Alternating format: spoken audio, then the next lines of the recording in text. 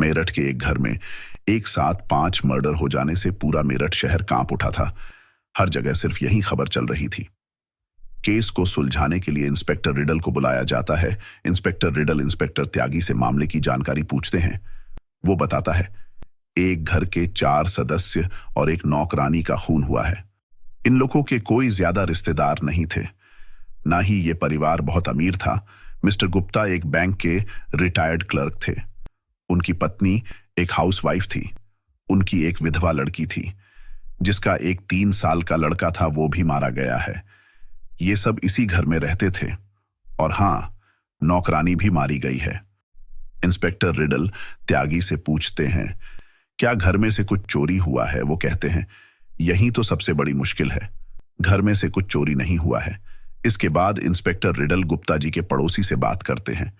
वो बताते हैं, गुप्ता जी बहुत ही शांत स्वभाव के आदमी थे। वो सिर्फ अपने काम से काम रखते थे। मुझे नहीं लगता उनकी किसी से दुश्मनी थी। इंस्पेक्टर उनसे गुप्ता जी की लड़की के बारे में पूछते हैं।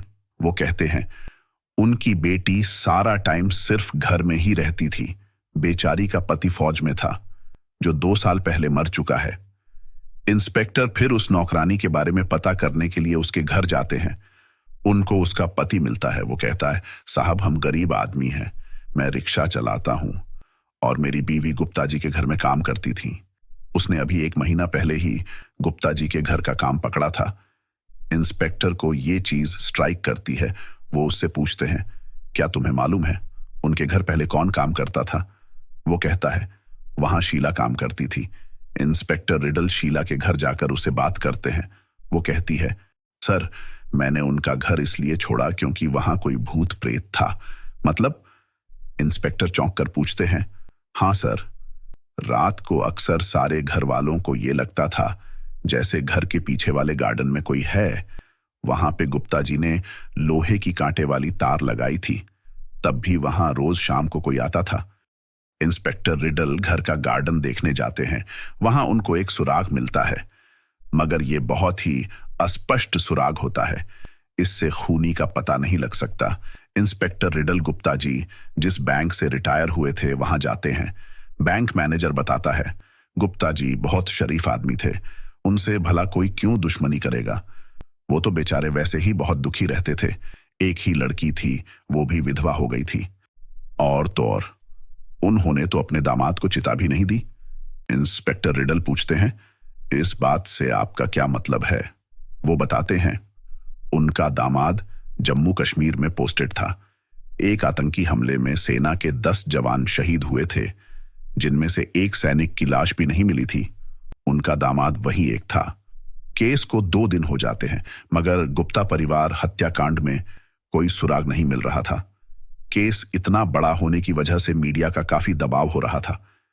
इंस्पेक्टर रिडल मिस्टर गुप्ता के जमाई के बारे में पता करने के लिए उसके पुराने दोस्त परमिंदर सिंह से मिलते हैं। वो कहता है, सर रवि बहुत बदमाश था।